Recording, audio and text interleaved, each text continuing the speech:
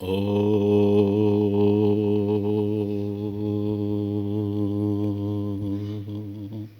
యం బ్రహ్మా వరుణేంద్రరుద్రమరుతః స్తున్వంతి దివ్యైస్తవైః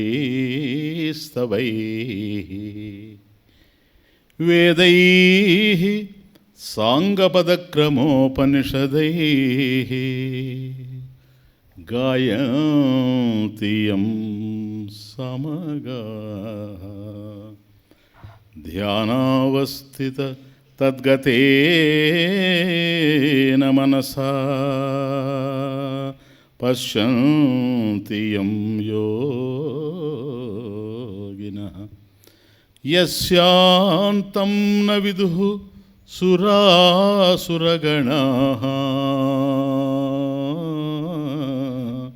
దేవాయ తస్మై నమః. ఆత్మబంధువులారా,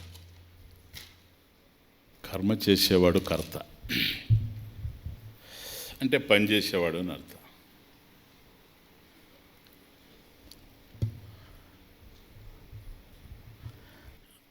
కర్త ఉన్నంత మాత్రాన కర్మ జరగాలి అనేది ఏం లేదు, అనే నియమం లేదు. కర్మ చేసేవాడు కర్త, కర్మ అంటే పని కనుక కర్మ చేసేవాడు కర్త. కానీ కర్త ఉన్నంత మాత్రాన కర్మ జరగాల్సినటువంటి నియమం ఏం లేదు. కానీ కర్మ ఎక్కడైనా జరిగితే మాత్రం కర్త ఉండి తీరాలి.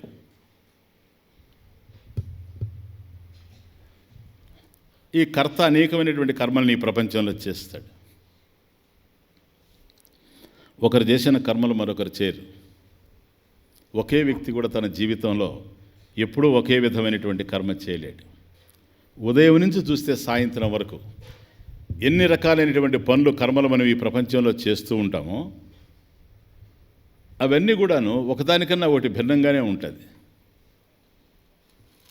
భోంచేయడం ఒక కర్మ, నిద్రపోవడం ఒక కర్మ, మార్కెట్కి వెళ్ళడం ఒక కర్మ. కనుక అనేకమైనటువంటి కర్మల్ని కర్త చేస్తూ ఉంటాడు ఈ ప్రపంచంలో. కర్త కర్మ ఎప్పుడైతే కర్మం చేస్తూ ఉన్నాడో ఎందుకని చేస్తున్నాడు అనేటువంటిది ప్రశ్న. కర్త కర్మ చేసేది కర్తగా మిగిలిపోవడానికి కాదు, భోక్తగా వెలిగిపోవడానికి. ప్లీజ్ అర్థం చేసుకోండి చక్కగా. ఒక కర్మ చేశారనుకోండి, అసలు ఎందుకు కర్మ చేయాల్సి వస్తూ ఉంది? దాని వెనుక తను ఏదో ఆశిస్తూ ఉన్నాడు వ్యక్తి. కర్మలో కాదు తాను తృప్తి పడేది, ఆశించేది ఏదో దాన్ని పొందడంలో తృప్తి పొందుతూ ఉన్నాడు, ఒకవేళ లభ్యమైతే. కనుక కర్మ చేసేటప్పుడు కర్త, ఆ ఫలితం వస్తుంది చూచారా, దాన్ని అనుభవించేటప్పుడు భోక్త. ఎవడు భోక్త అంటే ఎవడైతే కర్తో వాడే భోక్త. కాబట్టి భోక్తగా వెలిగిపోవాలి అని అనుకొని కర్మ చేస్తున్నాడే కానీ కర్తగా ఉండిపోవాలని కాదు. బాగా అర్థం చేసుకో. పని చేసేది పని ద్వారా ఏదో ఫలితాన్ని పొంది ఆనందించాలనుకుంటున్నాడే కానీ కేవలం పని చేస్తూ ఉండడమే తన యొక్క ఉద్దేశం కానే కాదు. ఎందుకనంటే కర్మ అనేటువంటిది దుర్భరమైనటువంటిది. కర్మ అనేటువంటిది కష్టంతో కూడినటువంటిది. కర్మ అనేటువంటిది అలసటతో కూడింది, ఆయాసంతో కూడింది, శ్రమతో కూడింది. వీటిని ఎవడు ఇష్టపడడు ఈ ప్రపంచంలో. నేను శ్రమించాలి అని ఎవరు అనుకోరు, నేను కష్టపడాలి అని ఎవరు అనుకోరు, నేను ఆయాసపడేటట్టుగా పనిచేయాలి ఈ ప్రపంచంలో అని ఎవరు అనుకోరు. బాగా అర్థం చేసుకో. అయినా అది చేస్తే కానీ జరిగేటట్టు లేదు. కాబట్టి భోక్త కావాలి అనుకునేవాడు అవశ్యం కర్మ చేసి తీరాలి, కర్తగా ఉండాలి. కానీ వాడి ఉద్దేశం కర్తగా ఉండడం కాదు, భోక్తగా వెలిగిపోవడమే. ఒకవేళ కర్మ చేయకుండానే, అండర్స్టాండ్, కర్త కర్మ చేయకుండానే భోక్తగా గనక మారే అవకాశం గనక ఉంటే ఎవడు ఈ ప్రపంచంలో కర్మ చేయడు. అంతేనా? అర్థం కాలే కదా? ఆకలేస్తూ ఉంది. ఇప్పుడు అర్థమవుతుంది కదా, ఆకలేస్తూ ఉంది. ఆకలేస్తూ ఉంది కనుక ఈ ఆకలిని నేను భరించలేకపోతున్నాను కాబట్టి నేను భోంచేయాలి అని అనుకుంటా కదా. ఎలా భోంచేస్తాను? వంట చేసుకోవాలి, తప్పదు. కనుక నాకు ఆకలి తీరడమే ప్రధానమైనటువంటి విషయం. ఆకలి తీరాలి అంటే నేను భోంచేయాలి. భోంచేయాలి అంటే భోజనం తయారు చేసుకోవాలి. సో వంట తయారైన తర్వాతే నా ఆకలి మంట ఆరుతుంది. ఓకే, కనుక ఆకలి తీరడం నాకు ప్రధానం, కానీ నేను భోంచేయడం నాకు ప్రధానం, కానీ వంట చేసుకోవడం నాకు ఇష్టం లేదు. కానీ వంట చేసుకుంటే కానీ భోజనం లభ్యం కాదు. ఒకవేళ వంట చేసుకోకుండానే ఇలా ఇలా ఇలా ఇలా భోజనం వచ్చిందనుకోండి, ఇంకా ఎవడు ఈ ప్రపంచంలో వంట చేయడు, అంతేనా? కానీ సాధ్యపడేటట్లేదు. సమాజంలో నీతి, ప్రపంచంలో నియతి మరో విధంగా ఉంది. అందువల్ల నేను వంట చేసుకోవడం అనేటువంటిది కర్మ, భోంచేయడం అనేటువంటిది భోక్త. నేను అక్కడ భోక్తగా నేను తృప్తి పొందుతూ ఉన్నా కనుక నేను భోక్తను కావాలి అనుకొని కర్తనవుతున్నానే కానీ కర్తగా ఉండిపోవడమే నాకు ఇష్టం లేదు. కాబట్టి ఒక రైతు పొలం పెట్టాడు అని అంటే పంట కోసం పెడుతున్నాడు, దాన్ని అనుభవించాలని పెడుతున్నాడు. ఒకవేళ పొలం పని చేయకుండానే కనుక పంట కనుక ఇంటికి వచ్చేటువంటి అవకాశం ఏదైనా ఉంటే పొలం పని ఎవడో చేయడంటున్నాను, అంతే, ఇంకేం లేదు. ఎందుకు ఉద్యోగం చేస్తాడు 31 రోజులు? నెలంతా ఎందుకు ఉద్యోగం చేయాలి? జీతం వస్తుంది కనుక. ఒకవేళ ఉద్యోగం చేయకుండానే జీతం వచ్చేటట్లయితే ఈ రోజుల్లాగా, అంటే ఈ ప్రభుత్వం లాగానే, అంతే, సరేనా? కనుక ఏ ఉద్యోగం చేయకపోయినప్పటికి కూడాను, తను శ్రమించకపోయినా కూడాను వచ్చేటట్లు అవకాశం ఉంటే మనిషి చేయడు. అందువల్లనే చేయడం లేదు ఈ రోజుల్లో. చేయకపోయినా వస్తుందని తెలుసు కానీ అది ఎక్సెప్షన్. ఎక్కడో దురదృష్టాలు ఉండేటువంటి చోట జరిగేటువంటి విషయాలు అవి. వాస్తవంగా చెప్పాలంటే కర్మ చేస్తేనే కర్మఫలం అందుతుంది. కర్మ చేసేవాడు కర్త, ఫలాన్ని అనుభవించేవాడు భోక్త. బాగా అర్థం చేసుకోండి. మరి వంట చేయడం కర్మ, భోజనం తయారు కావడం వంట చేయడానికి ఫలం, తినడం ఇప్పుడు నేను భోక్త అయ్యాను, అంతేనా? సో ఇప్పుడు ఏమంటామంటే భోజనం ఎట్లా తయారైందండి అన్నప్పుడు వంట చేయడం అనేటువంటి కర్మ యొక్క ఫలం భోజనం అండి, వంట అంటారు, అంతేనా? దీన్ని శాస్త్రం అంగీకరించదు. దీన్ని శాస్త్రం అంగీకరించదు. ఎందుకని? ప్రతి కర్మలో అనేక కర్మలు దాగి ఉన్నాయి. ప్రతి కర్మలో అనేక కర్మలు దాగి ఉన్నాయి. ఏ ఫలితం నీకు అందినా అది ఒక కర్మ యొక్క ఫలితం కాదు. అలా నీకు కనిపిస్తుంది. నేను వంట తయారు చేసుకున్నాను, ఇప్పుడు 9 గంటలకు నేను వంట ప్రారంభం చేశాను, 10 గంటలకు నాకు వంట అయిపోయింది, నేను భోంచేశాను, తృప్తిగా ఉన్నాను అనుకుంటాడు. సో ఇలా తృప్తిగా ఉండడం అనేటువంటిది భోజనం చేయడం యొక్క ఫలము. భోజనం తయారు కావడం అనేటువంటిది వంట యొక్క ఫలం. వంట అనేటువంటి కర్మకి ఫలం భోజనం. వంట తయారైంది, నేను భోంచేశాను అనుకుంటాడు, కానీ వాస్తవం అది కాదు. వంట ఎట్లా తయారైంది అనేది నెక్స్ట్ పాయింట్. సరుకులు లేవు, వంట తయారవుతుందా?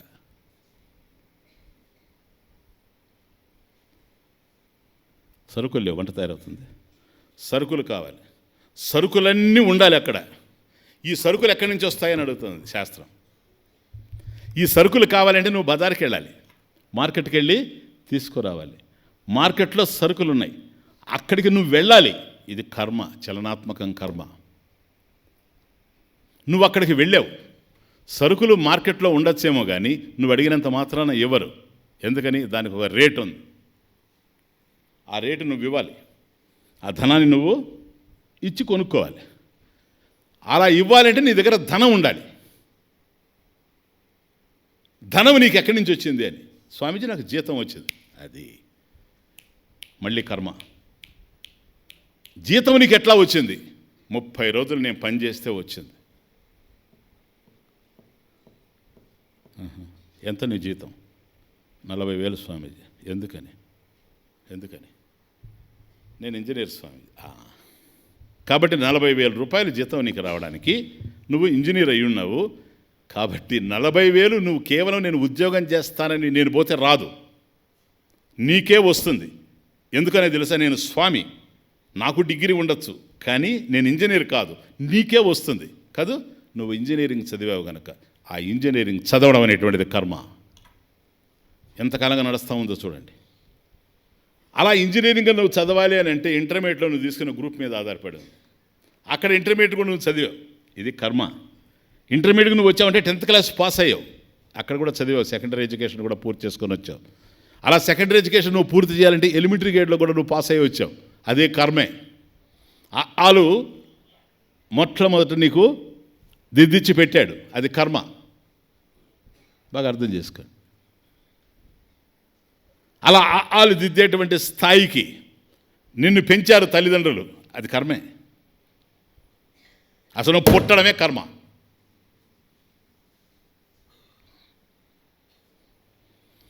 ఇన్ని కర్మల యొక్క సమూహం నేను ఇప్పుడు భోంచేస్తూ ఉండడం భోక్తగా. వీటిలో ఎక్కడ దేన్నైనా సరే కాదనగలరా మీరు? పొరపాటున అనగండి. కాదన్నారంటే ఇంక 100 చెప్తా. టైంను దృష్టిలో పెట్టుకొని ఈ మాత్రానికి వదిలేను మిమ్మల్ని. గుణభూతై అవయవై సమూహ క్రమజన్మనాం గుణభూతై అవయవై సమూహ క్రమజన్మనాం. ఇది వాక్యపదీయం అనేటువంటి గ్రంథంలో భర్తృహరి బ్రహ్మాండంగా ఈ కర్మ విషయాన్ని విశ్లేషించున్నాడు. శాస్త్రం అంటే ఏంటండి? గుణభూతై, ఏ కర్మ నువ్వు చేసినా ఈ ప్రపంచంలో గుణభూతం అంటే ఫలమును ఇచ్చేది అని అర్థం. గుణభూతం అంటే ఫలమును ఇచ్చేది. నువ్వు ఏ కర్మ చేసినా దానికి సంబంధించిన ఫలం అందుతుంది. దానికి సంబంధించిన ధర్మాలు ఈ ప్రపంచంలో ఉన్నాయి, నియమాలు.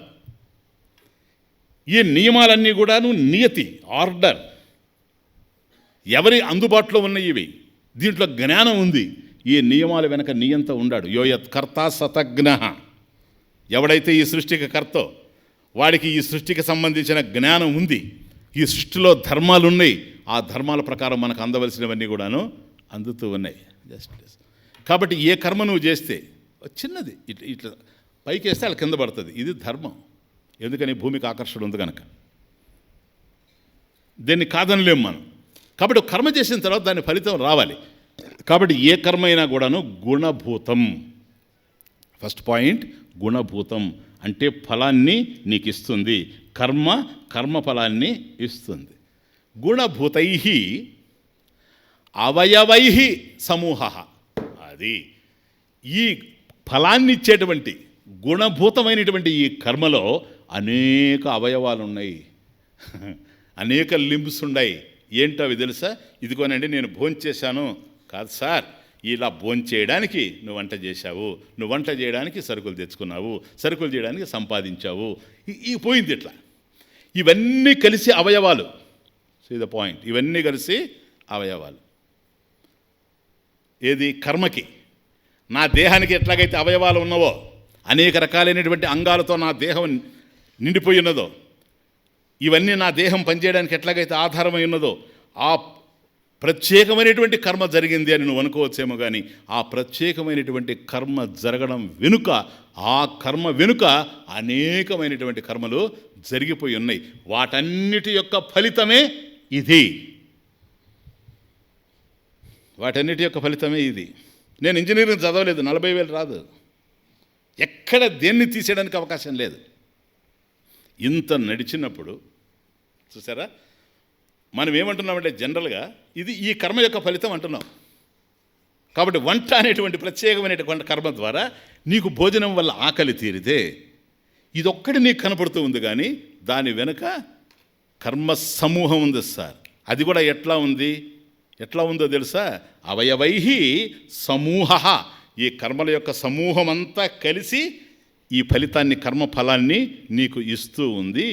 ఇది క్రమజన్మనాం. క్రమంగా వన్ ఆఫ్టర్ అనదర్ నేను పుట్టడం, పెరగడం, నేను చదువుకోవడం, నేను డిగ్రీ తీసుకోవడం, నేను ఉద్యోగంలోకి రావడం, ఉద్యోగంలోకి వచ్చిన తర్వాత సంపాదించిన తర్వాత ధనం నా దగ్గరికి రావడం, ఆ ధనం ఎత్తుకుపోయి నేను వస్తువులను కొనడం, వస్తువులు కొన్న తర్వాత వంట తయారు చేసుకున్న తర్వాత తినడం, క్రమజన్మన వరుసగా జరిగిపోతూ ఉన్నాయి. కాబట్టి నేను ఇప్పుడు తృప్తిగా భోంచేశాను అనేది కేవలం వంట తయారు చేసుకున్న కర్మ యొక్క ఫలితమా? చూడండి ఎక్కడ పోయిందో శాస్త్రం. నో, ఇవన్నీ ఇన్వాల్వ్ అయి ఉన్నాయి కనుక వాటన్నిటి యొక్క ఫలితం అయ్యింది. కాబట్టి సూటిగా ఒక ప్రశ్న వేస్తున్నాను, చెప్పు. ఈ వంటకి నువ్వు భోంచేయడానికి నీకు తృప్తి కలగడానికి ఇంతవరకు నీకు తెలుసు, కానీ వస్తువులు తెచ్చుకోవడం తెలుసు, నీ జీతం వరకు తెలుసు, కానీ ఇలాగే ఈ తాడు పట్టుకొని పోతే దీనికంతా ముడిపడి ఎన్నైతే జరిగి ఉన్నాయో గతంలో, ఇవన్నీ నీకు జ్ఞాపకం ఉన్నవా? క్వశ్చన్. ఉన్నవా అని అడుగుతున్నా. ఉంటే ప్రాబ్లమే లేదు, ఈశ్వరుడే అవసరం లేదు, షట్పది స్తోత్రం స్టార్ట్ చేయాల్సిన అవసరమే లేదు, దానికే ఇంట్రొడక్షన్ ఇది. లేవు, నీకు జ్ఞాపకం లేదు. ఎందుకని? అల్పజ్ఞ అల్పం సృజతి. స్వల్పమైన జ్ఞానం కలిగిన వాడిని, అల్పమైన జ్ఞానం కలిగిన వాడిని. ఈరోజు వంట చేశాను, ఈ జ్ఞానమే ఉంది, ఇంకోటి చేయలేను, పంట పెట్టలేను, ఇంతవరకే చేయగలను. కాబట్టి అల్పజ్ఞుని గలక అల్పమైనటువంటి జ్ఞానం ఉంది. జ్ఞానం అల్పంగా ఉంది అని అన్నప్పుడే స్మృతి కూడా అల్పంగా ఉంది. జ్ఞాపకాలు అల్పంగా ఉన్నాయి గనక, స్వల్పంగా ఉన్నాయి గనక, అనంతమైనటువంటి ఈ కర్మ సుడిగుండం ఎక్కడి నుంచి కదిలిందో, ఈ కర్మ వలయం, ఈ ప్రవాహం ఎక్కడి నుంచి వస్తూ ఉందో, కర్మ ప్రవాహం, అవయవైహి ప్రవాహ, ఈ ప్రవాహాలన్నీ ఎక్కడి నుంచి అయితే వస్తున్నాయో వాటికి సంబంధించిన జ్ఞానం నా దగ్గర పూర్ణంగా లేదు. ఒప్పుకుంటారా? అందువల్ల కర్మఫలాల విషయంలో కర్మ అయితే నేను చేస్తాను, కానీ నేను అనుకునేది ఒకటి, జరిగేది మరొకటి. కారణం ఇది. అల్పజ్ఞానం ఉండడం వల్ల, స్వల్ప జ్ఞానం ఉండడం వల్ల ఏవో అనుకుంటాను. ఇది ఈ పని చేశాను కనుక ఇది జరిగిపోతుంది అనుకుంటాను. అండర్స్టాండ్? ఈ పని చేశాను కనుక ఇది జరిగిపోతుంది అనుకుంటాను. వంట చేశాను కనుక ఆకలి తీరుతుంది అనుకుంటాను. నా ఆకలి పోతుంది అని నేను అనుకుంటాను. ప్రాణం పోవచ్చు కూడా. నేనే చేస్తావా దాన్ని? నేను వంట చేసుకున్నాను, కూర్చొని భోంచేశాను, ఆకలి తీరింది, ఆకలి పోయింది. ఓకే, నేను వంట తయారు చేసి పెట్టుకున్నాను, ఇదిగో చట్నీ తయారు చేసుకున్నాను, ఒక కూర తయారు చేసుకున్నాను, వంకాయ, ఇదిగో సాంబార్ తయారు చేసుకున్నాను, ఇదిగో భోజనం తయారు చేసుకున్నాను. పెరట్లోకి వెళ్ళి బాగా చేతులు కాళ్ళు కడుక్కొని వచ్చి కూర్చున్నాను. ఈ లోపల నా సాంబార్లో బలిపడింది.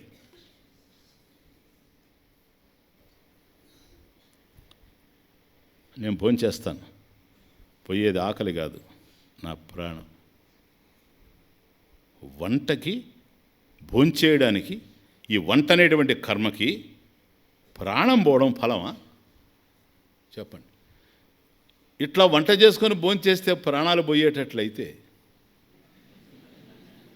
అంతే, నవ్వులాట అయిపోతుంది బ్రతుకు. అర్థమవుతుంది ఇప్పుడు? కనుక నేను నా కర్మఫలం ఇది వస్తుంది, నేను వంట చేశాను, నేను భోంచేస్తాను, నేను తృప్తి చెందుతాను అనుకుంటూ ఉన్నాను, కానీ వెనక ఉండేటువంటి వ్యవహారాలన్నీ నాకు తెలియదు కనుక అది అవయవ సమూహై అహం న జానామి. ఏవేవైతే ఉన్నాయో నా కర్మకు సంబంధించినటువంటివన్నీ అవి నాకు తెలిసేటువంటి అవకాశం లేదు గనక అక్కడెక్కడైనా సరే ఏదో జరిగి ఉంటే ఆ కర్మఫలం గనక నాకు అందాల్సి వస్తే ఎన్ని రోజులు హాయిగా ఆనందంగా నేను వంట చేసుకొని తిన్నవాడిని ఈ ఒక్కరోజే ఈ సాంబార్లో ఆ బలి పడి నా ప్రాణం పోవడానికి ఇలా పోయింది కనుక ఇది అసంభవం కాదు. అసంభవం అయితే ఎట్లా జరిగింది? అనివార్యం కావచ్చు, నేను నివారించుకోలేంది కావచ్చు, అసంభవం మాత్రం కాదు. ఇలా సంభవం అయింది అంటే మాత్రం దీనికి సంబంధించిన కారణం ఎక్కడో ఉంది. ఈ కారణం నాకు తెలియదు. నాకు తెలిసిన కార్యకారణం ఒక్కటే, ఏంటో తెలుసా? వంట చేసుకోవడం కారణం, భోంచేయడం కార్యం, ఇంతే తెలుసు నాకు. కానీ ఇన్ని కారణాలు, ఇన్ని కార్యాలు ముడిపడిపోయి ఉన్నాయి కనుక ఒకదానితో ఒకటి ముడిపడిపోయి ఉన్నాయి కనుక ఏదో అయిపోతుంది. అందువల్ల ఎంత గొప్ప క్రీడాకారుడైనా ఎన్నిసార్లు 99 దగ్గర అవుట్ కాలేదు. What's the reason? అద్గారెడ్డి సెంచరీ అంటే పెట్టుకొని పోతా ఉంటా. ఏం చేయాలి చెప్పండి? 99లో పోతున్నాడండి ప్రతిసారి పోవడంలే. ప్రతిసారి పోతే 100 ఎట్లా అవుతాయి, 99 ఎట్లా అవుతాయి? ప్రతిసారి పోవడంలే. ఎప్పుడైతే పోయాడో అలా పోవడానికి, అలా అవుట్ కావడానికి వెనుక కారణాలు ఉన్నాయి. అది కర్మఫలం. ఇది సర్వజ్ఞుడికి తెలుసు, కానీ నీకు నాకు తెలిసే అవకాశం లేదు. ఎందుకో తెలుసా? మనకు తెలిసిన కార్యకారణాలు చాలా స్వల్పమైనవి, కానీ పరమేశ్వరుడు ఉన్నాడు చూచారా, కార్యకారణాభ్యాం ఉత్కృష్ట. అది మనం ఈ కార్యకారణాల్లో పడిపోయి పరిమితంగా మనం ఉన్నాం. వీటికి అతీతమైనటువంటి వాడు కనుక ఎక్కడ ఏ కార్యం జరుగుతూ ఉందో, ఎక్కడ దాని వెనక ఏ విధమైనటువంటి కారణం ఉందో అలా ఊహించేటువంటి శక్తి పరమేశ్వరుడికి ఉంటుంది, కానీ మనకు ఉండేందుకు అవకాశమే లేదు. కాబట్టి మన కర్మల మధ్య అనుకున్నవి సాధించలేకుండా పోవడం, మనం ఒకటి అనుకోవడం మరొకటి జరగడం, జీవితం అనేక విధాలైనటువంటి మలుపులు తిరుగుతూ పోవడం, ఇది ఎప్పుడైతే జరుగుతూ ఉందో దీని వెనుక నా ఆలోచనను నన్ను ఉద్ధరించే అవకాశం లేదు. కాబట్టి ఎవరినో నేను అప్రోచ్ కావాల్సినటువంటి అవసరం ఉంది. ఎవరి దయో నాకు కావాలి, ఎవరి కృపో నాకు కావాలి, ఎవరి కరుణో నాకు కావాలి. ఎవరి దయనైతే నేను ఆశిస్తూ ఉన్నానో ఆ వ్యక్తి నాలాంటి వాడే అయితే చేసేది ఏమీ లేదు. అర్థమైంది? ఒక నన్ను పొగడచ్చు, అది వేరే విషయం. స్వామీజీ మీరు దేవుడు అని వాడు అనొచ్చు. అంత మాత్రం చేత దేవుళ్ళు అయ్యే అవకాశం లేదు. అది అతని భావన. అతని భావనలకి వాస్తవాలకి సంబంధం లేదు. బాగా అర్థం చేసుకోండి మీరు. కనుక కార్యకారణాలన్నీ కూడాను పూర్ణంగా ఎవరికైతే తెలుసో ఆ వ్యక్తి దగ్గర నుంచి నాకు దయ అందుతుంది, కానీ మరొక రకంగా అందేందుకు అవకాశం లేదు. గనక అటువంటి వాడు విలక్షణంగా, కార్యకారణాలకు విలక్షణంగా ఉండేటువంటి వాడు, కార్యకారణాభ్యాం విలక్షణ ఉత్కృష్ట ఈశ్వర పరమేశ్వర. అటువంటి పరమేశ్వరుణ్ణి నేను అప్రోచ్ కావాలి. దేనికోసం? ఆయన కృప నాకు కావాలి కనుక. ఇవన్నీ నాకు అర్థమయ్యే అవకాశం లేదు కనుక అల్పజ్ఞానంగా. సరే, ఒకవేళ నీకు జ్ఞానం కలుగుతుంది, అప్పుడేమైనా నివారించగలవా? ఈ బల్లి పడుతుందనే తెలియదు కనుక, అల్పజ్ఞానం కనుక అది పడింది, నేను చనిపోయాను. కానీ అది పడుతుందని ముందే తెలిస్తే నివారించవచ్చా? చేయొచ్చు కదా స్వామీజీ, ఏముంది? ఆ పాత్ర తీసుకొని దూరంగా వెళ్ళిపోతే పోలేదా? బల్లి కింద పడిపోద్ది. నేను హాయిగా భోంచేస్తాను, హాయిగా ఉంటాను నేను అనుకోవచ్చు. జరగదు.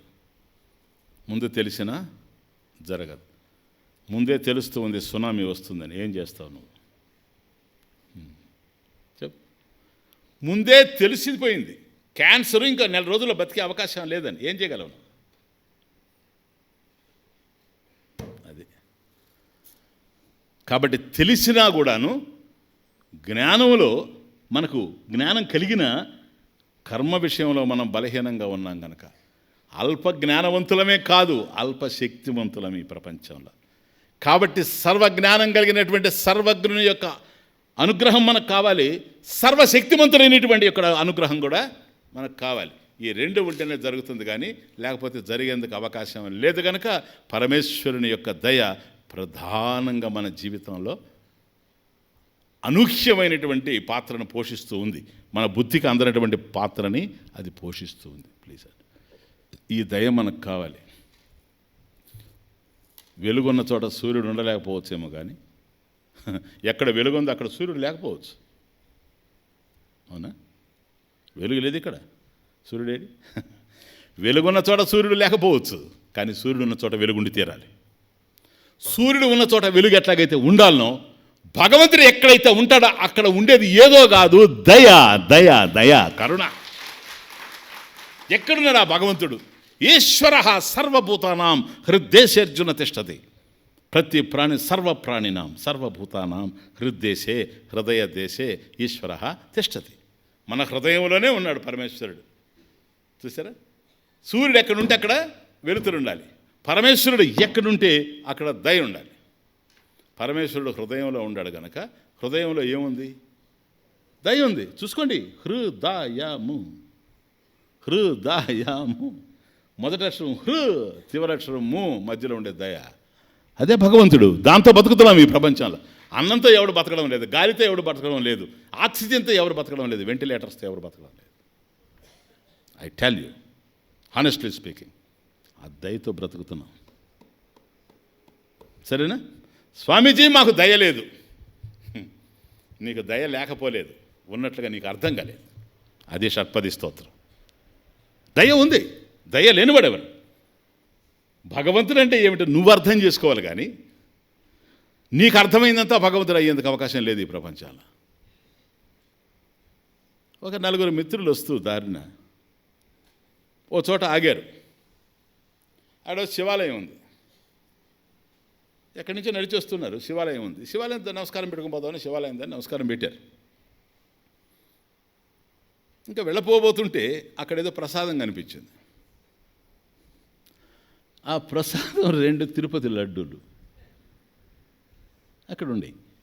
అప్పుడు ఆలోచన చేశారు, ఎవరైనా పెట్టి మర్చిపోయినారా అని అటు ఇటు చూశారు. ఎవరు లేరు. ఎవరైనా పెట్టి మర్చిపోయి ఉంటే పాపం వాళ్ళకి ఇచ్చేద్దాం, లేక ఇక్కడ పెట్టి లోపలికి వెళ్ళారు. లోపల చూస్తే ఎవరు లేరు, కేవలం ఆ 2 లడ్డూలు ఉన్నాయి. సరే ఏం చేయాలి? తీసుకున్నారు. ఇప్పుడు చూడండి, వీళ్ళ మన మీద ప్రేమతో దయతో దేనికి ఏం ఉద్ధరించావని, మన మీద ప్రేమతో ఆ భగవంతుడే మనకు ఈ తిరుపతి లడ్డూలు తెచ్చి మనం పోలేమని ఛార్జీ పెట్టుకొని, ఎందుకని లోబుని కనుక. ఎవడైనా తీసుకుపోతే పోతాను మళ్ళీ కనుక నేను ఛార్జీ పెట్టుకొని అడిగిపోయే అవకాశం లేదు కనుక. ఓకే, పరమేశ్వరుడే నా మీద దయతో ఈ లడ్డూలు తెచ్చిపెట్టాడు అని అక్కడ లడ్డు పెట్టు ఎత్తుకున్నారు నలుగురు. అప్పుడు అనుకున్నారు, తిరుపతి లడ్డు కదా, సగం సగం తినడం అంటే చిన్న విషయమా? ఎంతకన్నా భగవత్ కృప ఏం కావాలి? వెళ్ళి చెట్టు దగ్గర కూర్చున్నారు. ఇది మనిద్దరం, ఇది అయిపోయింది. ఇంకా స్టార్ట్ చేయబోయే ముందు డౌట్ వచ్చింది. చూడు, తిరుపతి లడ్డు అనేది చాలా ప్రశస్తమైంది కదా, పవిత్రమైంది కదా, ఇటువంటి లడ్డుని ఇలా పెట్టేసి ఎవరన్నా పోయారంటే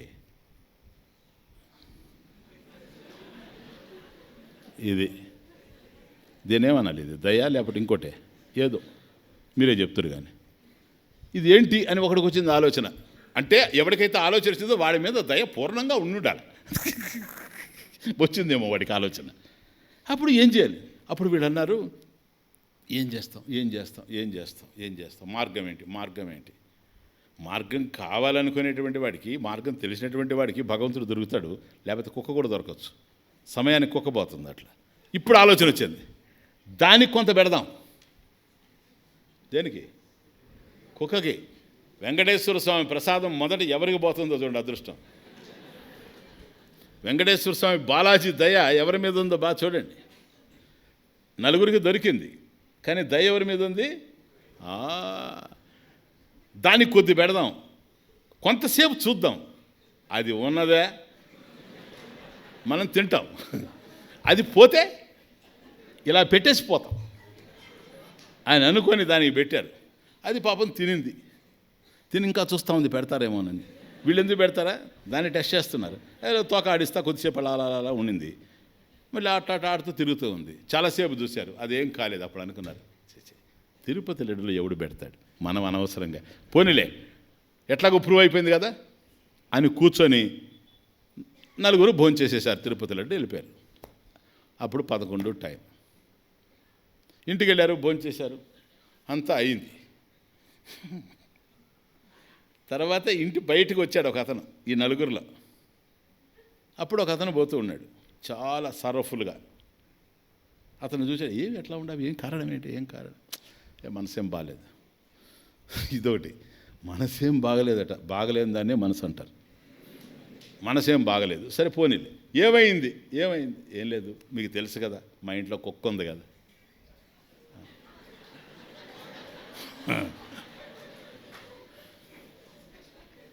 అవును, ఇంతకుముందు చూసాము మేము శివాలయం దగ్గర. అదేనండి, ప్రాణ సమానంగా దాన్ని పెంచాను, ప్రాణ సమానంగా పెంచాను, బిడ్డల కన్నా ఎక్కువగా పెంచాను. ఎంత ప్రేమో నాకు. నేను ఎప్పుడొచ్చినా తోక ఆడిచ్చేది. ఇంకా తోక ఆడించక ఏం ఆడిస్తుంది? దానికి తోక ఉంది, ఆడిస్తుంది. అది కూడా అంటే ప్రేమ ఉండేటప్పుడు తోకలాడడం కూడా చాలా గొప్ప విషయాలు కనపడతాయి.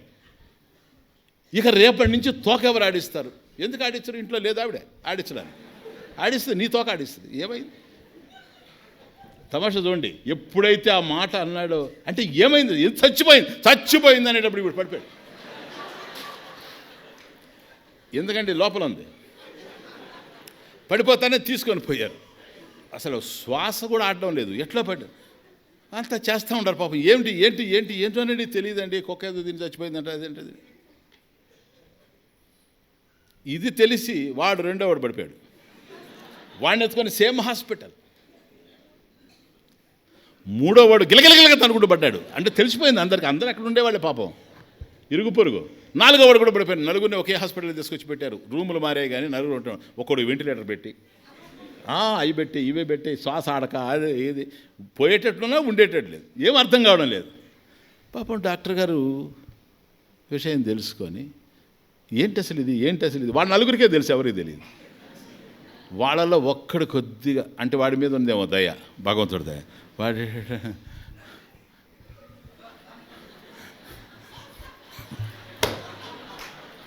అది కాబట్టి తిరుపతి రెడ్డి ఎవరో పెట్టారు అక్కడ. తిన్నాం, ఇట్లయింది పరిస్థితి. కుక్కకు పెట్టాం ముందు, అది బాగానే ఉండింది, తర్వాత చచ్చిపోయిందని తెలిసింది. అప్పుడు డాక్టర్ గారు వెంటనే వరే ఇది పాయిజన్ అయిందే అని వెంటనే లోపల తీసుకెళ్ళి ట్రీట్మెంట్ మారిపోయి కక్కి చేసి వాళ్ళంతా కూడా లోపల బాగా పాత్రలు కడిగినట్టు పడేసి లోపల ఏం లేదు, ఖాళీ చేసినా ఏమీ కనపడడం లేదు. పాయిజన్ ఉన్నట్టుగా ఆధారం డాక్టర్కి దొరకడం లేదు. వీడి దగ్గర దొరకలేదు, వాడి దగ్గర దొరకలేదు, నలుగురు దగ్గర దొరకలేదు. ఒక్కడైతే సరే డాక్టర్కి అర్థమే కాలేదు. అప్పుడు అన్నాడు, అంటే ఆ కుక్కకి పెడితే అది చచ్చిపోయింది. సరే, ఇప్పుడు డాక్టర్ గారు వాళ్ళ బంధువులు పిలిచి ఒక చిన్న విషయం అండి, మీరు పోయి ఎంక్వైరీ చేసుకొని రండి, అసలు ఆ కుక్క ఎందుకు చచ్చిపోయింది?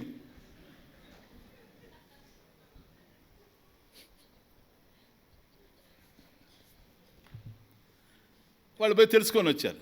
డాక్టర్ చాలా సీరియస్, నువ్వు ఫోన్ చేయవా నాకు? ఏం ఈ లోపల సెల్ మోగింది.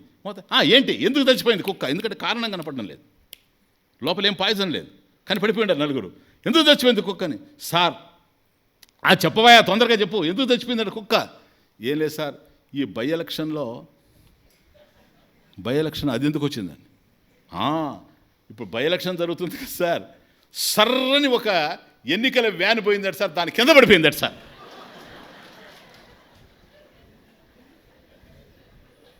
ఎందుకని?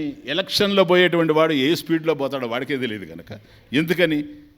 ఆ వాహనాల్లో ఏమేమి ఉంటాయో పోలీసులకే తెలుసు కానీ వాళ్ళకి తెలియదు కనుక వాడు ఆ స్పీడ్లో పోవడంలో దాని కింద కుక్క చచ్చిపోయింది పడి. విషయం ఏంటి? దాని కింద పడి చచ్చిపోవడం. వీళ్ళ మనసులో ఉండేది ఏంటి ఏమో అసలు విషయం. వెంటనే కుక్క చచ్చిపోవడానికి కారణం ఎన్నికల వ్యాన్ కింద పడడం అట అని డాక్టర్ అంటా ఉన్నాడు. నలుగురు లేచారు. ఎందుకని? ఇంక చావాల్సిన అవసరం లేదని. ఇప్పుడు అర్థమైందే, మన ఊహలకి వాస్తవాలకి సంబంధమే లేదు. ఇటువంటి పిచ్చి మనసులు ఇట్లాంటివే ఊహిస్తాయి. ఒక దశలో అంటాయి, నేను మహాత్ములతో విభేదించను. ఒక దశలో అంటాయి, ఆయన వల్ల నేను బతికాను అని. ఇంకొక దశలో మాట్లాడతాయి, నేను పూజ చేస్తే ఆయన బతుకుతాడని. What nonsense is it? అర్థమైందని అడుగుతున్నాను. ఆయన వల్ల నేను బతికానని మాట్లాడతావు, నేను పూజ చేస్తే ఆయన బతుకుతాడంటావు. నీకు ఏమర్థమైంది కనుక? కారణం ఏంటో తెలుసా? జ్ఞానం లేనప్పుడు ఇవే తలెత్తుతాయి తప్ప ఇంకొకటి లెక్కేందుకు అవకాశమే లేదు. Very simple. జ్ఞానం లేని వాళ్ళు కనుక చుట్టూ ఉంటే మహాత్ముల జీవితాలు కూడా అన్యాయం అయిపోతాయి అని నిస్సందేహంగా చెప్పచ్చు. ఒక వ్యక్తికి నాకు జబ్బు వచ్చింది, నాకు జబ్బు వస్తే ఏం చేస్తారు? రెండే ఉన్నాయి ప్రపంచంలో ఎవరికి జబ్బు వచ్చినా. నంబర్ 1 డాక్టరు అటెండ్ కావడం అంతే. నంబర్ 2 భగవంతుని ప్రార్థించడం. ఎందుకని? అల్పజ్ఞులంగా. ఈ రెండే ఉన్నాయి. ఇంకేమన్నా ఉన్నాయి? ఎంతవరకు ఏదో ఒక పిచ్చి దగ్గరితే దానికి ఒక భాష్యం, దానికి ఒక ప్రయత్నం, ఆవాహం, పూనకం. ఎంత పరిస్థితి ఇది! ఏమర్థమైందని నీకు కూడా ఉండి ఇదే నడుస్తూ ఉంటుంది. ఇప్పుడు అర్థమవుతుంది శాస్త్రం ఎందుకో. సరేనా? వైద్య శాస్త్రం లేనటువంటి వాడు వైద్యం చేస్తే ఎట్లాగైతే రోగి చచ్చిపోతాడో, వేదాంత శాస్త్రం దగ్గర లేనప్పుడు ఆ వ్యక్తుల యొక్క ప్రవర్తనలన్నీ కూడా ఇతర జీవితాల మీద విలయతాండవం చేస్తాయి. అందుకని ఎప్పుడైతే మనం ఒక దానికి సంబంధించిన సంపూర్ణమైనటువంటి జ్ఞానం లేని వాళ్ళం అయ్యామో, మనంతటా మనం మన జీవితాన్ని సరిచేసుకోలేము. ఇతరులు సరిచేసే అవకాశం లేనప్పుడు, డాక్టర్ కూడా సరిచేసే అవకాశం లేనప్పుడు నువ్వు భగవంతుడి వైపు తిరగాలి తప్ప ఇంకొక అవకాశం లేదు. ఇక్కడ భగవంతుని యొక్క దయ నాకు లేదు అని కాదు, నీకు ఉంది తెలియడం లేదు. అది నా పాయింట్. నీకు ఉంది తెలియడం లేదు. నువ్వు వింటూ ఉండడం దయ, నేను చెబుతూ ఉండడం దయ. ఇప్పుడు అర్థమైంది? నేను పుట్టడమే దయ. జన్మించడం ఎన్నో జరుగుతాయి, బాగా అర్థం చేసుకోండి. జన్మించడం ఎన్నో జరుగుతాయి. ఒక్కొక్క జన్మించింది, పుట్టింది, నక్క పుట్టింది, కాకి పుట్టింది, నేను పుట్టాను. కానీ వాటన్నిటికీ గేదె పుట్టింది, ఆవు పుట్టింది, గుర్రం పుట్టింది. వాటన్నిటికీ భగవంతుని తెలుసుకునే అవకాశం ఉందా? చెప్పండి. వాటన్నిటికీ బుద్ధి ఉందా? ఈ విధంగా విశ్లేషణ చేసేటువంటి అవకాశం ఉందే? అలా విశ్లేషణ చేసేటువంటి బుద్ధిని ఈ జన్మలో నేను పొందానంటే మానవ జన్మ ఎత్తడం వల్లనే కదా నాకు ఆ బుద్ధి వచ్చింది. ఇటువంటి మానవ జన్మ నాకు రావడం దైవానుగ్రహ హేతుకం కాదా అంటున్నాను. అంతే. ఇంకా భగవంతునికి అనుగ్రహం. కోర్స్ మానవ జన్మ ఎత్తచ్చు. చూడండి, మానవ జన్మ ఎత్తాం, పెరుగుతూ ఉన్నాం. వేదాంతాన్ని పక్కన పెట్టండి. మామూలుగా చూస్తే కూడా భగవంతుని దయ కనపడుతుంది నీకు, అన్ని చోట్ల కనపడుతుంది. ఇదిగో నేను పుట్టాను కదా, నాలుగు పోని వాటిని వదిలేయండి. మానవులు చాలామంది పుట్టారు, కానీ పుట్టుకతోనే అంధులు చాలామంది, పుట్టుకతోనే బధిరత్వం చాలామందికి. ఒకవేళ పుట్టడం అంటూ జరిగి కళ్ళు లేకుండా చెవులు పనిచేయకుండా కనుక పుట్టుంటే ఇక్కడ కూర్చుంటే మాత్రం ఏం వినగలడో అంటాను. అలా చూసినప్పుడు భగవంతుని యొక్క దయ మన మీద ఉందా లేదా? మనకు కళ్ళు ఉన్నాయి, మనకు చెవులు ఉన్నాయి, మనకు మనసు ఉంది, ఆలోచించే బుద్ధి ఉంది. బాగా చూడండి, ఇవన్నీ భగవంతుని యొక్క దయ కాదు. కనుక మనిషిగా పుట్టడమే భగవంతుని యొక్క అనుగ్రహం కాబట్టే వచ్చింది. ఇదిగో ఒక గట్టిగా ఒక వస్తువును పట్టుకున్నాను. ఈ గట్టిదనం ఎక్కడుంది? గడ్డగట్టిన భగవంతుని దయ కాదా ఇది? చిన్నది ఇంతుంది, ఒక క్రికెట్ బాల్ అంత ఉంది. బ్రెయిన్ మొత్తం న్యూరాలజీ అంతా దాని మీదనే డిపెండ్ అయి ఉంది, నర్వస్ సిస్టమ్ అంతా దాని మీదనే డిపెండ్ అయి ఉంది. ఇక్కడి నుంచి జరుగుతూ ఉంది సమస్తం కంప్యూటర్ని కనిపెట్టింది కూడా ఇదే. ఓకే, ఇదేంటి సార్ ఇది? ఈ ముద్దగట్టిన దయ కాదా ఇది? చెప్పండి. ఆ వ్యక్తి చనిపోతే తీసుకెళ్ళి శ్మశానానికి మనం వదిలేస్తున్నామే, కానీ మనల్ని మనం వదలడం ఎందుకని? అక్కడ రక్తం గడ్డుగట్టుకుపోయింది, ఇక్కడ రక్తం ప్రవహిస్తుంది. ఇది ప్రవహించే దయ కాదా? బ్లడ్ సర్క్యులేషన్ కాదా? ప్రవహించే దయ, వినే దయ చెవుల్లో, చూచే దయ కళ్ళల్లో, శ్వాసించే దయ ముక్కులో. కిడ్నీస్ పని చేయకపోతే నువ్వు డయాలసిస్కి వెళ్ళిపోతున్నావు, తప్పనిసరి అవుతుంది కదా. కానీ మన కిడ్నీస్ పని చేస్తున్నాయి, వడపోస్తూ ఉన్నాయి. అది వడపోసే దయ ఎక్కడ లేదు చెప్పండి. శ్వాసించే దయ ప్రతి చోట భగవంతుని యొక్క దయ ఉంది. అందువల్లనే అందరూ బ్రతుకుతున్నాం ఈ ప్రపంచాలు. దైవానుగ్రహ హేతుకం. ఇంత దయని మనం చూస్తూ నా మీద భగవంతుని యొక్క దయ లేదంటే, కిడ్నీలు లేని వాళ్ళు చాలామంది ఉన్నారు. పెద్ద పెద్ద వాళ్ళకి కిడ్నీలు పనిచేయకపోతే డయాలసిస్ చేయాల్సి వచ్చింది కదా. ఈరోజు మనకు ఆ పరిస్థితి లేకుండా శుభ్రంగా కిడ్నీలు పనిచేస్తూ ఉన్నాయి కదా. ఇది భగవంతుని దయ కాదా? ఎప్పుడు తెలియాలి భగవంతుడి దయ? ఐసీయూలోకి పోయి డయాలసిస్ అయితే తెలియాలనా? చెప్పండి. ఇప్పుడు రికగ్నైజ్ చేయలేకపోతే ఎప్పుడు రికగ్నైజ్ చేస్తామని నేను అడుగుతున్నా. భగవంతుని యొక్క దయను గుర్తించడానికి ఒక సమయం అవసరమా? ఒక సంక్లిష్టమైనటువంటి పరిస్థితి అవసరమా? ఇంతకన్నా ఏం కావాలి చెప్పండి. సరే, ఎన్ని జరుగుతూ ఉన్నాయి, ఎన్నో తెలుసుకుంటున్నారు, ఎందరెందరి దగ్గరకు పోతున్నారు, ఎందరెందరినో పొగుడుతున్నారు. ఈ ప్రపంచంలో అందరినీ ఆశ్రయిస్తున్నారు. రాజకీయ నాయకులను ఆశ్రయించేవాళ్ళు కొందరు, ఆఫీసర్లను ఆశ్రయించేవాళ్ళు కొందరు, ధనికుల్ని ఆశ్రయించేటువంటి వాళ్ళు కొందరు, ఇలా ఉన్నారు. కానీ భగవంతుడిని ఆశ్రయించే వాళ్ళు ఎవరు ఉండరు చెప్పండి. అలాంటి వాళ్ళలో భగవంతుడిని ఆశ్రయించేటువంటి అవకాశం గనక మనకు లభ్యమైతే అది దయ కాదా అని నేను అడుగుతున్నాను మిమ్మల్ని. ఆఫ్ కోర్స్ భగవంతుడిని ఆశ్రయించుకోవచ్చు. దేనికోసం ఈజ్ ద క్వశ్చన్. దేనికి భగవంతుని నువ్వు ఆశ్రయించుకుంటున్నావు? స్వామీజీ, భగవంతుని ఆశ్రయించుకుంటే నాకు ధనం వస్తుంది, చూడండి నెంబర్ 1. స్వామీజీ, భగవంతుడిని ఆశ్రయించుకుంటే నాకు ఉద్యోగం వస్తుంది, నెంబర్ 2. స్వామీజీ, భగవంతుడిని ఆశ్రయించుకుంటే నాకు సిరి సంపదలు వస్తాయి, నెంబర్ 3. స్వామీజీ, భగవంతుడిని ఆశ్రయించుకుంటే నాకు సంతానం వస్తుంది, పెళ్ళి 10 సంవత్సరాలు అయింది, పిల్లలు కలగలేదు, అందుకని నేను భగవంతుడిని ఆశ్రయించుకుంటున్నా. స్వామీజీ, భగవంతుని కనుక నేను ఆశ్రయించుకుంటే నాకు పదవి వస్తుంది.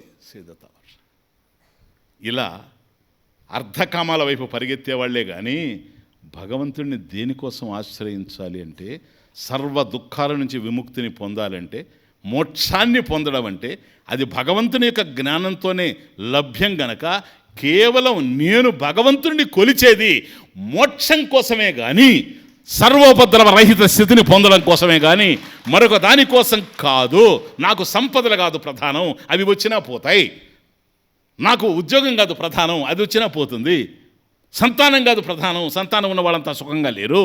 నాకు కావలసింది కేవలం మోక్షము అని వాటన్నిటి మీద దృష్టి లేకుండా కేవలం శృతి మందిరం మీదనే దృష్టి పెట్టేటువంటి వాడు ఎంత అదృష్టవంతుడు ఈ ప్రపంచంలో. భగవంతునికి ఎంత అపారమైనటువంటి కృపకు నోచుకున్నవాడు అంటున్నాను. ఒక్కసారి మీరు చెప్పండి, ఇంకేం కావాలి మనందరికీ? ఆఫ్కోర్స్ నాకు మోక్షమే కావాలి అని మనం అనుకున్న మోక్షం అంటే ఏమిటి అనే ప్రశ్న పడ్డప్పుడు నెక్స్ట్ క్వశ్చన్, మోక్షం అంటే ఏమిటంటే, మోక్షం అంటే కైలాసం పోవడం, మోక్షం అంటే వైకుంఠం పోవడం, మోక్షం అంటే ఇది పొందడం, మోక్షం అంటే చక్కెర పొంగల్ తినడం అనేది వచ్చిందనుకోండి.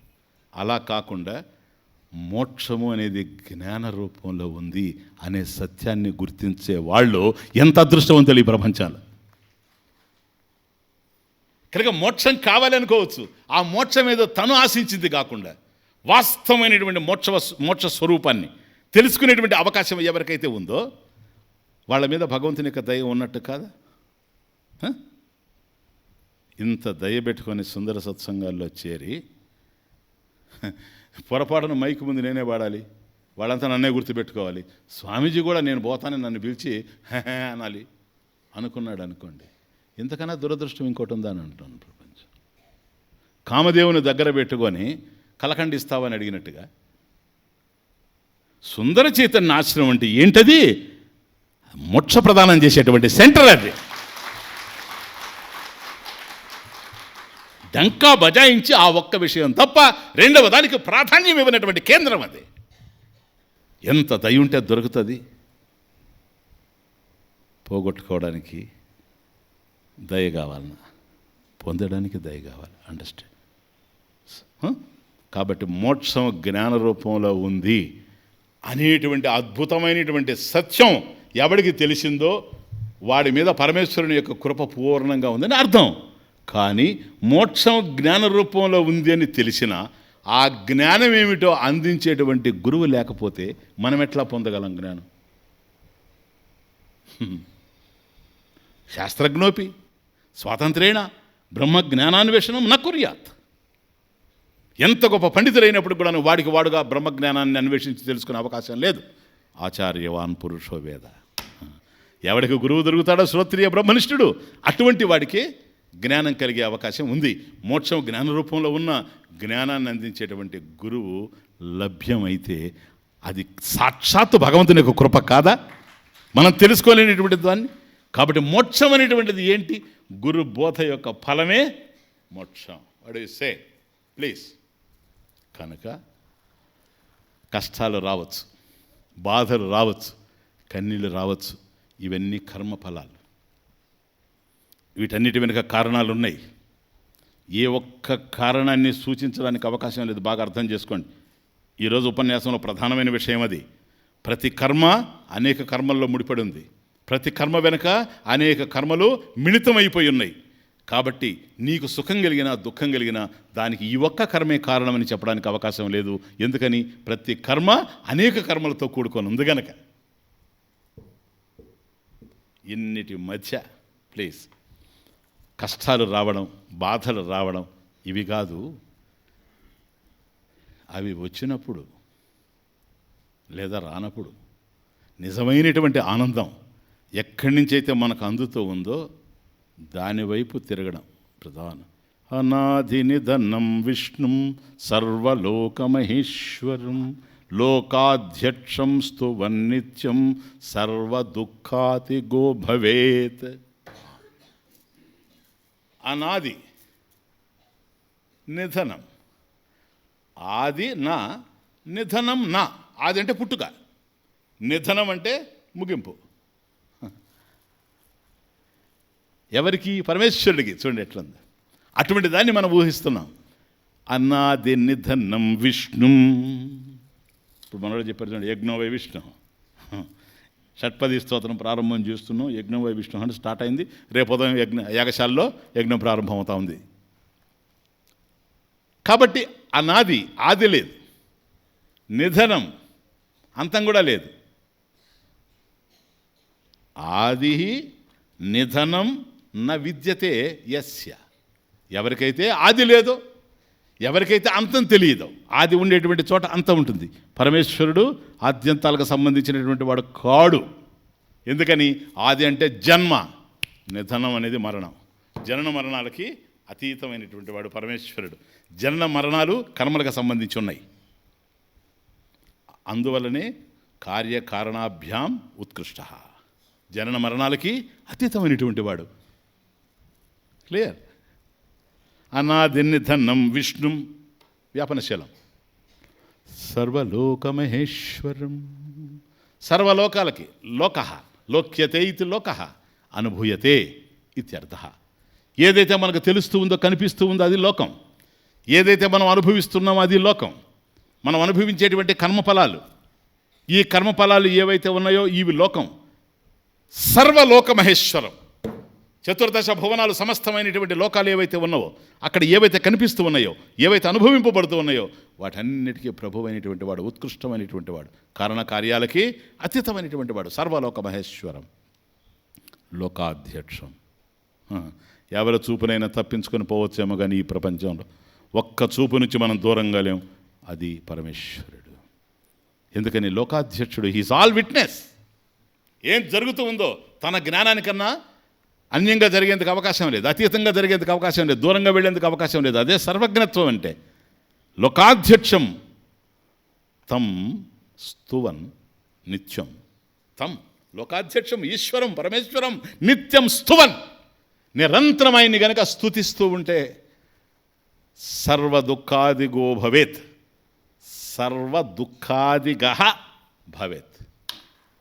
సమస్తమైనటువంటి దుఃఖాల నుంచి విడిపడిపోతున్నాం. అంటే స్వామీజీ పరమేశ్వరుని కనుక స్తుతించితే, ఎందుకంటే ఇది షట్పది స్తోత్రం కనుక, పరమేశ్వరుని కనుక స్తుతిస్తే మనకు బాధలన్నీ లేకుండా పోతాయా? శుభ్రంగా ఉంటాయి. ఇది జ్ఞానం. నాయన నువ్వు విష్ణు సహస్రనామం చెయ్యి, టకటకటకటక్కడ వెళ్ళిపోతాయి అన్నాడు అనుకోండి, వాడు ఎవడో కాదు, కుక్క లడ్డు పెట్టినవాడు. అర్థమవుతుంది. కాబట్టి నీ కర్మఫలంగా వచ్చేటువంటి బాధలు నీకు దూరం అయ్యే అవకాశమే లేదు. Take it for granted. కర్మఫలం అది ఎట్లా పోద్ది? కాబట్టి బాధలకు నువ్వు దూరం కావు, కానీ నువ్వు బాధపడవు. చాలా చాలా బాధలు ఉంటాయి, అవి కర్మఫలాలు, కానీ నిన్నవి బాధించలేవు. బాధలు నీ జీవితంలో ఉంటాయి, బాధించేటప్పుడే సారాది బాధ. బాధలు ఉండి బాధించినప్పుడు ఏమి? ఇప్పుడు తేలట్టపోతా ఉంది, నీకేమో వచ్చే నష్టం, కుడితేనే కదా బాధ. తేలున్నంత మాత్రాన నువ్వు కుట్టినట్టుగా ఫీల్ అవ్వాల్సిన అవసరం ఏంటిది? కాబట్టి బాధలు ఉండనివ్వండి. బాధలు ఉండడం కాదు జీవితంలో, బాధలు నువ్వు దాటిపోతావు. బాధలు ఉంటాయి, కానీ బాధలు లేకుండా పోవు, బాధలు నువ్వు దాటిపోతావు. నేను కోట్ చేయదలుచుకోలేదు, మెన్షన్ చేయదలుచుకోలేదు, ఇట్ ఈస్ ఓవర్. కానీ ఊరికే మీకు బాగా అర్థమైందని అందుకు అది చెప్తా. ఎవరికైనా మరణం అంటే తిరుపతిరావు మన కుటుంబమే కనుక మనం అంతా టచ్ చేశాడు కాబట్టి చెప్తున్నా, సదస్సు కాబట్టి. మరణం ఎవరికైనా దుఃఖమే కదా. చాలా పెద్దవాళ్ళు మరణిస్తూ ఉంటే అంత దుఃఖమే కదా ఉండింది కాదా? మరి అటువంటిది సర్వసామాన్యమైనటువంటి స్త్రీ సత్యవేణి, నువ్వు చచ్చిపోతున్నావమ్మా అని చెప్పి, ఆవిడ చచ్చిపోతూ ఉంది కనుక ఒకరు చనిపోతే వాళ్ళ స్మృతిగా పుస్తకం రిలీజ్ చేస్తారు. నువ్వు చనిపోకముందే నేను రిలీజ్ చేశాను నీ కోసం, ఇదిగో నువ్వే విడుదల చేయి అని వీళ్ళందరినీ పెట్టుకొని ఆవిడ చేత విడుదల చేయించి, నువ్వు చనిపోతున్నావమ్మా అని పోయిన నెల ఇక్కడ చెబితే ఏం చెప్పింది వాళ్ళకి? నేను ఆనందంగా ఉన్నా, ఆనందంగా ఈ దేహాన్ని వదులుతున్నా, ఇదే నైమిషారణ్యంలో నెల రోజుల క్రితం. అది కదా ఆయన చెప్పింది ఇప్పుడు. కాబట్టి దుఃఖం అందరినీ బాధ పెడుతూ ఉండినా, ఇది చావు అనేటువంటిది, చావు అందరికీ దుఃఖమైనా ఎంతటి వారికైనా కూడాను, అటువంటి చావుని ఆనందంగా,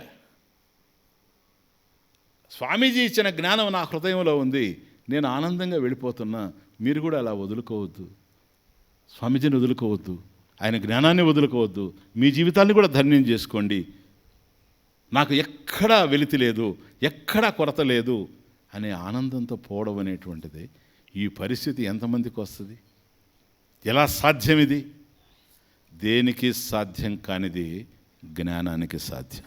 జ్ఞానానికి అందరూ చుట్టూ ఉన్న ఏడుస్తూ ఉంటే పరిస్థితి, ఎవ్వరూ లేకపోయినా నాకు అదే మొన్ననే వచ్చాయి ఫొటోస్, నాకు చూస్తూ ఉంటాను, వీళ్ళు ఎందుకు మోసారా అని. ఆవిడని డాక్టర్లు మోస్తూ తీసుకెళ్ళారు, వాళ్ళ హాస్పిటల్లోనే ఉంటే చికిత్స చేశారు. ఆమెను మోయడం ఒక పుణ్యం అనుకొని వాళ్ళు మోసుకొని తీసుకెళ్తూ ఉంటే ఆ ఫోటోలు నేను మొన్న చూచాను. ఎందుకనంటే అదే జీవితం. ఏది ఎన్ని ఉండి తృప్తి లేని వాళ్ళు ఈ ప్రపంచంలో, ఏమీ లేకపోయినా జ్ఞానం ఒక్కటే ఉంటే తృప్తి చెందుతారు అని మీకు అనేక సార్లు రిపీటెడ్గా నేను చెప్తానే వస్తున్నాను, మీరు మర్చిపోతానే ఉన్నారు. ఎవరి జీవితంలోనూ బాధలుంటే మనకు రాదు జ్ఞానం, మనది అని ఆలోచించినప్పుడే వస్తుంది. మీకు ఒక్కటే చెప్పాను నేను, మనం సుఖంగా ఉండడానికి ఒక్కటే సరిపోద్ది, 4 మహావాక్యాలు మన హృదయంలో ఉంటే చాలు అని మీకు అనేక సార్లు చెప్పాను నేను. ఏం అవసరం లేదు. తత్వమసి, అహం బ్రహ్మాస్మి, అయమాత్మ బ్రహ్మ, సర్వం కల్విదం బ్రహ్మ, ప్రజ్ఞానం బ్రహ్మ, ఇవి ఉంటే చాలు మన హృదయంలో. ఏమీ అవసరం లేదు, ఎవరి అవసరం లేదు. ఆ స్థితి అది కల్పిస్తుంది కనుక కేవలం పరమేశ్వరుని యొక్క జ్ఞానంతోనే మనం తృప్తి చెందే అవకాశం ఉంది కనుక, అల్పజ్ఞులైనటువంటి మనం, అల్పశక్తిమంతులైనటువంటి మనం, కర్మఫలాలలో కొట్టుకుపోయేటువంటి మనం, కర్మ సముద్రంలో పడి కృతి మహోదతౌ పతన కారణం, ఫలం అశాశ్వతం గతి నిరోధకం. కాబట్టి కర్మఫలాల మధ్య కొట్టుమిట్టాడేటువంటి మనం తరించాలి అంటే ఒకవైపు అట్లా పరమేశ్వరుడి వైపు తిరగాలి. దయ మన వైపు కురుస్తూ ఉన్నా దాన్ని గుర్తించలేకపోతున్నాం. ఈ దయ సరిపోదేమో, ఇంకా దయ కావాలేమో. ఇంకా దయ కావాలంటే భగవంతుని మనం యస్య స్మరణ మాత్రేణ జన్మ సంసార బంధనాత్ విముచ్యతే నమస్తస్మై విష్ణవే ప్రభ విష్ణవే. ఓం నమో విష్ణవే ప్రభ విష్ణవే. విష్ణవే అవినయం అపనయ విష్ణు అంటూ స్టార్ట్ అవుతుంది ఇప్పుడు. ఏది? షట్పది స్తోత్రం. కాబట్టి జన్మ సంసార బంధనాత్, మనందరం కూడా ఈ జన్మ సంసార బంధాల నుంచి విడిపడిపోవాలి అన్నట్లయితే యస్య స్మరణ మాత్రేణ, జస్ట్ స్మరణ. ఎవరున్నారండి ఈ ప్రపంచంలో అట్లా చెప్పండి? ఇప్పుడు ఎవరికైనా ఏదైనా ఇస్తే తృప్తి పడతారు, కానీ కనీసం పొగిడినా తృప్తి పడతారేమో, కానీ నా మనసులో నేను అనుకుంటా నిన్ను అని అంటే ఎవడైనా తృప్తి పడతాడండి? ఊరికే నా మనసులో అనుకుంటాను లేవయ్యా నిన్ను, నా మనసులో ప్రేమిస్తానంటే ఎవడన్నా. కానీ భగవంతుడు ఒక్కడే యస్య స్మరణ మాత్రేణ, కేవలం స్మరణ, ఇంకో రెండవడికి అర్థం కాదు అది. అందుకని వారం అని స్టార్ట్ చేశాను ఈరోజు ఉపన్యాసం. స్మరణ అంటే ఏంటి? నీ మనసులో నడిచేటువంటిది, నీ స్మృతిలో నడిచేటువంటిది, నీ బుద్ధిలో నడిచేటువంటిది. నీకు తప్ప రెండవ వ్యక్తికి తెలియదు. కానీ నీకు తప్ప రెండవ వ్యక్తికి తెలియంది నీకన్నా అన్యంగా లేడు గనక భగవంతుడికి తెలుస్తుంది, నీ హృదయంలో ఉన్నాడు గనక he will answer your prayers. రండి, కష్టాలు ఏమైంది? కష్టాలు వస్తే ఏమో అయిపోతారు జనం. గజేంద్రుడికి వచ్చినంత కష్టం వచ్చిందా నీకు నాకు? ద్రౌపదికి వచ్చినంత వచ్చిందా?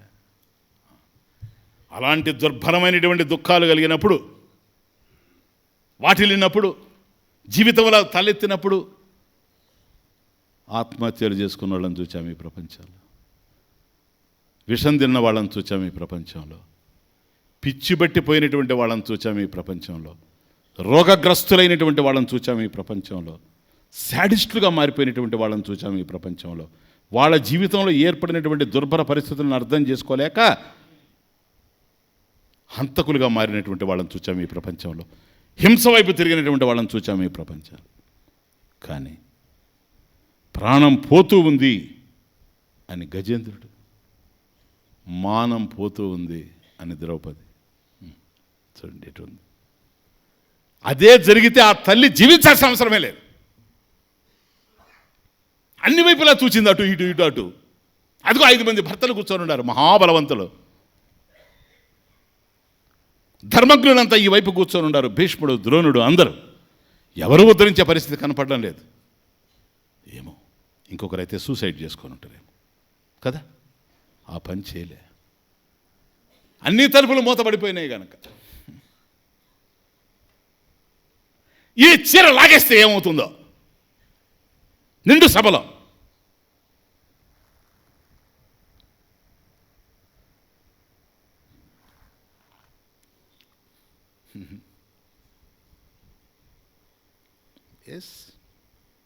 యస్య స్మరణ మాత్రేణ జస్ట్ ఇక్కడొచ్చింది. కృష్ణ ఈ పరిస్థితుల్లో నేనున్నాను, నన్ను చూస్తూ వీళ్ళెవ్వరూ రక్షించలేకపోతున్నారు, కానీ కృప చూచి రక్షించేవాడు నీవే గనక బయట చూచేవాళ్ళు ఎవరూ రక్షించలేరు. లోపలుండి చూస్తున్నావు ఈశ్వర, హృదయంలో ఉండి చూస్తున్నావు, నువ్వు తప్ప ఇంకొకటి లేదు. ఏడవలేదు, వేడుకున్నది. కారణం గతంలో ఎందరో తరించారు, నేను ఎందుకు తరించాను? అక్కడ దయని ట్యాప్ చేసే పద్ధతి అది. సునీరిమైని సునీరిమైని निर्बल के बलरामा सुनेरी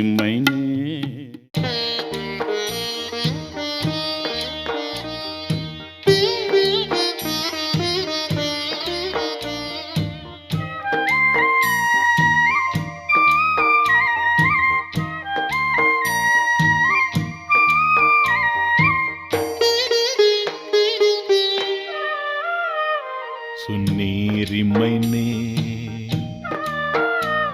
सुनेरी मैंने निर्बल के बल राम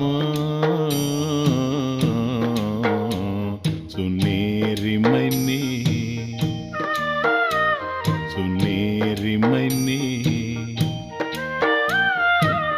पिछली साख बरो संतन की आड़े सवारो काम पिछली साख भरो संतन की आड़े सवारो काम सुनेरी मैंने సున్నేరిమైనే. ఎన్ని సాక్ష్యాలున్నాయి గతంలో. ఎందరో భక్తుల్ని భగవంతుడు ఉద్ధరించాడు. అలా దుఃఖార్తులైనటువంటి వాళ్ళు, బాధల్లో కూరుకుపోయినటువంటి వాళ్ళు, భయంకరమైనటువంటి పరిస్థితుల మధ్య కొట్టుమిట్టాడుతుండేటువంటి వాళ్ళంతా కూడాను యస్య స్మరణ మాత్రేణ, కేవలం ఆయన స్మరణ. గతంలో పిచలే సాఖ్ భరో సంతన్ కి ఆడే సవారో కామ సునేరి మైనే సునేరి మైనే. భక్తుల్ని భగవంతుడు ఎవరైతే రెండవ ఆలోచన లేకుండా, మరొక దాని కొరకు కాకుండా కేవలం భగవంతుడి కోసమే భగవద్భక్తిని చేశారో, స్మరణను కొనసాగించారో, కీర్తనను సాగించారో, పూజలు చేశారో, ఆరాధించారో, ధ్యానించారో, అటువంటి భక్తుల్ని ఉద్ధరించినటువంటి దానికి సాక్ష్యాలు అనేకం ఉన్నాయి ఈ ప్రపంచం. అందువల్ల నన్ను ఉద్ధరించకపోతాడా? నా భక్తిలో గనక లోటు లేకపోతే, నా భక్తిలో లోపం లేకపోతే, అందరిని ఉద్ధరించిన పరమేశ్వరుడు నన్ను ఉద్ధరించకపోతాడా? అంతే, పోయింది ఆలోచన. దుఃఖపడాలనిపించలేదు, ఏడవాలనిపించలేదు, వేడుకోవాలనిపించింది.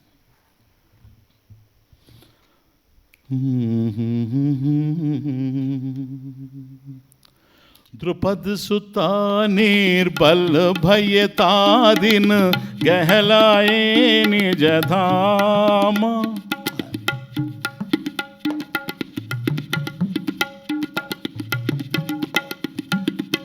द्रुपद सुता निर्बल भयता दिन गहलाए निज धाम. दुशासन की भुजा तकित भई वसन रूप भय शा.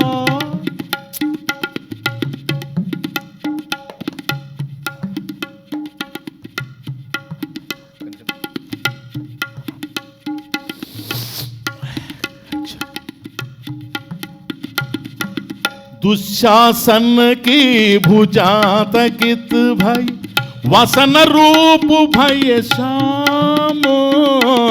वसन रूप भय श्याम सुनेरी मैंने.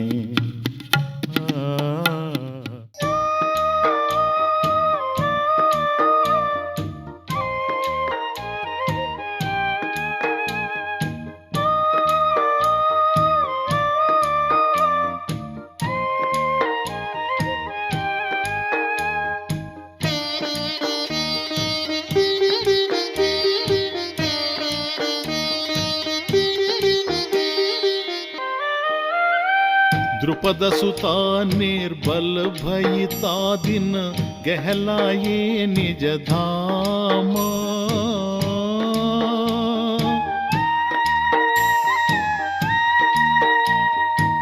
द्रुपद सुता निर्बल भयता दिन गहलाए निज धाम.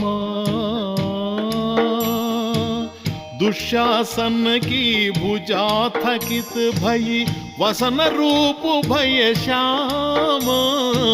वसन रूप भय श्याम सुनेरी मैंने.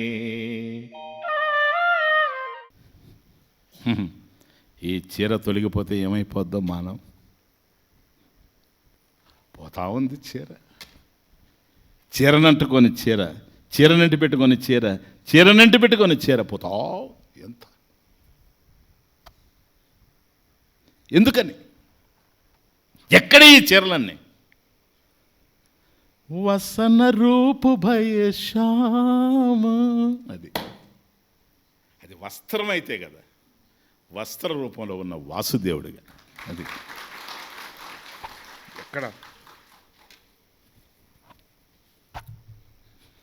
ద్రౌపది చుట్టుకున్నది వస్త్రాన్నే, వాసుదేవుడిని. తల్లి బిడ్డను ఒళ్ళోకి తీసుకో, ఎండ ఎక్కువగా ఉంటే తన పవిటను గప్పినట్టుగా బిడ్డకి ఎండ తగలకూడదని వాసుదేవుడు వస్త్రమై ద్రౌపదిని కప్పాడు అలా. అందుకని నాటకాల వల్ల వచ్చింది కానీ ఆ పేరు ద్రౌపది వస్త్రాపహరణం అని. నో, ద్రౌపది వస్త్రాపహరణం తప్పు. ద్రౌపది మాన సంరక్షణం, అది పదం. ద్రౌపది మాన సంరక్షణ, పరమేశ్వరుని నమ్ముకున్న దానికి మాన సంరక్షణ. కనుక స్తోత్రం అనేది చిన్న విషయం కాదు.